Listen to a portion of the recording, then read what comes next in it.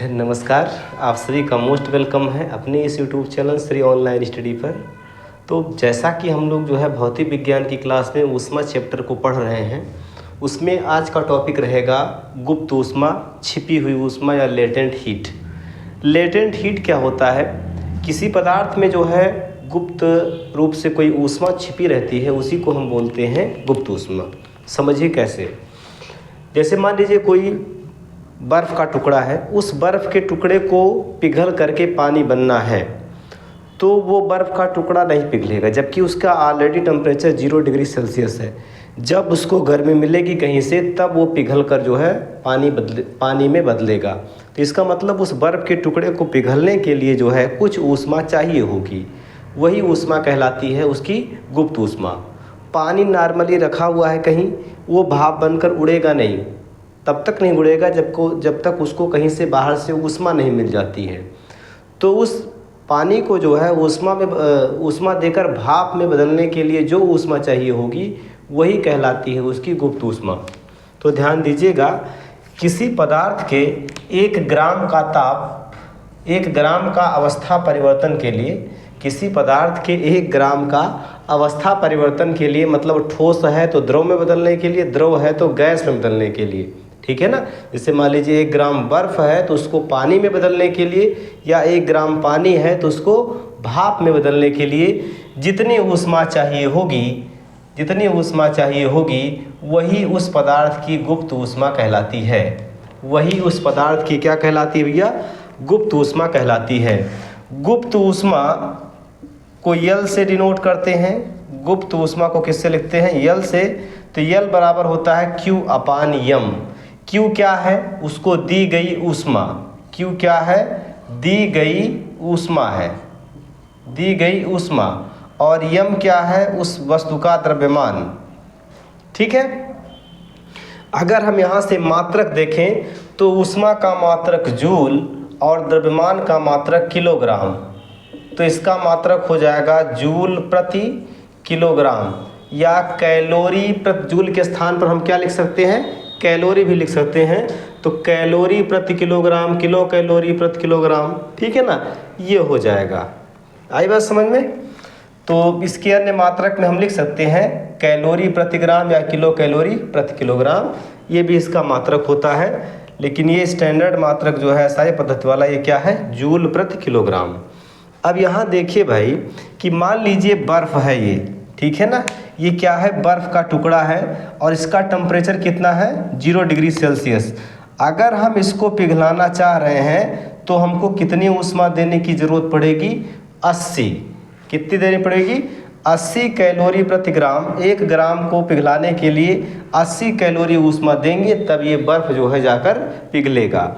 ऐसे ही अगर हम मान लेते हैं कि अगर 1 ग्राम पानी है, तो उस 1 ग्राम पानी को अगर हम भाप में बदलना चाह रहे हैं, पानी भरा हुआ है, इसको हम किस में बदलना चाह रहे हैं? भाप में बदलना चाह रहे हैं, तो लगभग हमको 539 कैलोरी प्रति ग्राम ऊष्मा देनी होगी। क्लियर है बातें? तो इसको हम बोलते हैं वाष्पन की गुप्त ऊष्मा। भाप बनना मतलब वाष्पन, इसको बोलेंगे वाष्पन की गुप्त ऊष्मा, और इसको कहेंगे गलन की गुप्त ऊष्मा। ठीक है, बात क्लियर है? एक सवाल इस पर बेस्ड बहुत पूछा जाता है, उसको आप जरूर याद रखिएगा कि आग से जलने की अपेक्षा भाप से जलना अधिक कष्टकारी होता है। क्यों? तो जैसे मान लीजिए आग से जलेंगे या गर्म पानी से जलेंगे आप, तो गर्म पानी में उतनी ऊष्मा नहीं रहेगी जितना कि भाप में रहेगी। क्यों? क्योंकि गर्म पानी ही आगे भाप में बदला होगा, तो जाहिर सी बात है कि भाप में कहीं ना कहीं गुप्त ऊष्मा अवेलेबल होगी। ठीक है, तो इसको याद रखिएगा कि आग से जलने की अपेक्षा भाप से जलना अधिक कष्टकारी होता है। आगे हम बात करते हैं हिम मिश्रण के बारे में। इसको देखिएगा, हिम मिश्रण क्या होता है? अगर हम बर्फ के साथ नमक या सोरा मिला देते हैं, तो यही मिश्रण कहलाता है हिम मिश्रण। यही मिश्रण क्या कहलाता है? हिम मिश्रण कहलाता है। ठीक है, अब इसका यूज क्या है और इस कैसे काम करता है?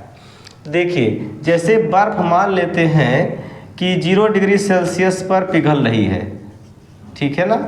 बर्फ़ कितने पर पिघल रही है? 0 डिग्री सेल्सियस पर। लेकिन जब इसमें नमक आप मिला दोगे, बर्फ़ में नमक मिला दोगे, तो बर्फ़ में नमक मिलाने से ना ये बर्फ़ पता लगेगा कि -22 डिग्री सेल्सियस पर पिघल रही है, -22 डिग्री सेल्सियस पर पिघल रही है। तो इससे क्या होता है? इससे जो है, जैसे मान लीजिए कि ये बर्फ़ का टुकड़ा है, ये क्या है? बर्फ़ का टुकड़ा है, और इस बर्फ़ के टुकड़े को एक बर्तन में रख कर, एक बड़े से बर्तन में रख कर जो है इसमें नमक मिला दिया गया। इसमें क्या मिला दिया गया? नमक मिला दिया गया। तो नमक मिलाने से क्या होगा भाई? ये बर्फ़ जब पिघलेगी ना, तो पिघलने के बाद यहाँ जो पानी बनेगा वो अत्यधिक ठंडा रहेगा। और इस ठंडेपन के नाते जो है, मान लीजिए हम किसी चीज़ को, पानी को ही जमने के लिए किसी अन्य बर्तन में रख देते हैं। जैसे मान लीजिए एक गिलास में हमने जो है पानी को जमने के लिए इसमें रख दिया, तो पता लगेगा ये पानी बड़े आराम से जम जाएगा। जबकि यहाँ अगर आप उंगली से टच करोगे ना, तो यहाँ बहुत ज़्यादा ठंडा होगा। रीज़न क्या है? कि ये बर्फ़ और नमक का मिश्रण है, बर्फ़ और नमक का मिश्रण है, अर्थात ये हिम मिश्रण है, ठीक है ना। तो हिम मिश्रण होने पर जो है, अगर सपोज दैट ये बर्फ़ पिघल के पानी भी बन जाती है ना, तब भी वो इतना ठंडा रहेगा कि बर्फ़ को, पानी को जमाने के लिए पर्याप्त रहेगा, ठीक है ना। मान लीजिए ये टेम्परेचर कितना हो गया? ये टेम्परेचर हो गया -22 डिग्री सेल्सियस, और ये बर्फ़ जमने के लिए कितना टेम्परेचर चाहिए? 0 डिग्री सेल्सियस। तो काहे नहीं जम जाएगी भैया? समझ में आई बात ना। तो ये बर्फ़ और नमक का मिश्रण कहलाता है हिम मिश्रण, और इसका टेम्परेचर जो हो जाता है वो -22 डिग्री सेल्सियस हो जाता है। अब इसका यूज क्या है? इसका यूज ये है कि जैसे आप लोगों ने देखा होगा कुल्फ़ी या आइसक्रीम बनाई जाती है, तो कुल्फ़ी और आइसक्रीम को बनाने के लिए जो है इस हिम मिश्रण का उपयोग किया जाता है। समझ रहे हैं ना? इसमें क्या करते हैं? इसमें जो है सांचे में जो है एक सांचा लेंगे, और उसमें जो है विभिन्न प्रकार के आइसक्रीम का फ्लेवर डाल के और उसको रख देंगे इसमें। कुछ समय के बाद ये जम जाएगा, आइसक्रीम तैयार। खाइए भैया, आइसक्रीम है कि नहीं है? ये आइसक्रीम तैयार है, खाइए। आई बात समझ में? तो आप लोगों ने देखा होगा कि इस तरीके से आइसक्रीम बनते हुए, तो वो किससे बनती है? हिम मिश्रण से बनती है। आई बात समझ में? चलो, एक पॉइंट और याद रखिएगा यहाँ से, कि जो है भैया, बर्फ़ में नमक मिलाने से जो है क्या तैयार होगा? हिम मिश्रण तैयार होगा, अर्थात इसका जो गलनांक होगा, वो गलनांक जो है ये घट जाता है। गलनांक क्या होगा? घट जाएगा। पहले अगर बर्फ़ 0 डिग्री सेल्सियस पर पिघल रही थी, तो वही बर्फ़ अब कितने पर पिघलेगी? -22 डिग्री सेल्सियस पर, ठीक है। और एक बात, अगर साधारण पानी, अगर साधारण जल 100 डिग्री सेल्सियस पर उबल रहा होगा, तो वहीं समुद्री जल, मतलब नमक मिला पानी, समुद्री जल, ये पता लगेगा कि 120 डिग्री सेल्सियस पर पिघलेगा। आई बात समझ में?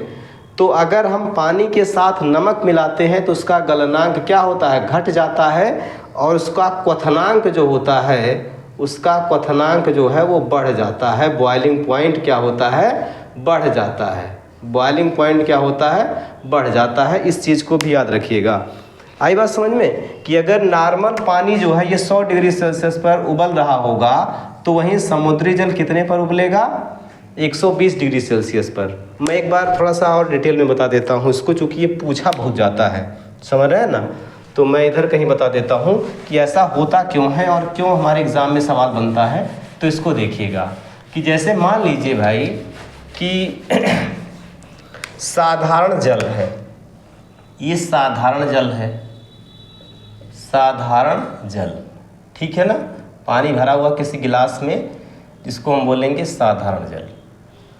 और एक है समुद्री जल या नमक मिला हुआ पानी, समुद्री जल, नमक मिला हुआ पानी, ये गिलास में भरा हुआ है, ठीक है।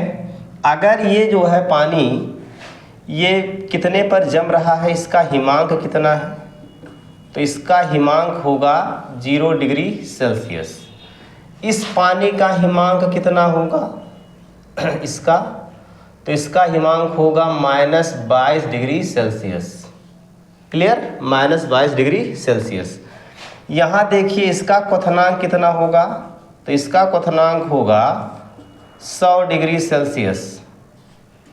लेकिन इसका क्वथनांक क्या होगा, इसका बॉइलिंग पॉइंट क्या होगा, तो इसका बॉइलिंग पॉइंट होगा 120 डिग्री सेल्सियस। तो आपको दोनों में अंतर समझ में आया। सवाल बना हुआ है, इस बात को ध्यान रखिएगा कि अगर भैया समुद्री जल को गर्म करते हैं तो कितने पर उबलेगा, तो पता लगे 100 से ऊपर में उबलेगा, ठीक है ना। अगर जमाएंगे तो कितने पर जमेगा, 0 से नीचे जमेगा, ठीक है। तो याद रखिएगा, हिमांक माने फ्रीजिंग पॉइंट और क्वथनांक मीन्स बॉइलिंग पॉइंट। तो यहाँ से ये सवाल बनते हैं, इनको आप अच्छे तरीके से रिवीजन करिएगा। कोई भी क्वेरी होगी तो कमेंट बॉक्स में पूछिएगा, ठीक है। तो आज के लिए इतना ही, कल मिलते हैं और कुछ टॉपिक के साथ, ठीक है। थैंक यू सभी को।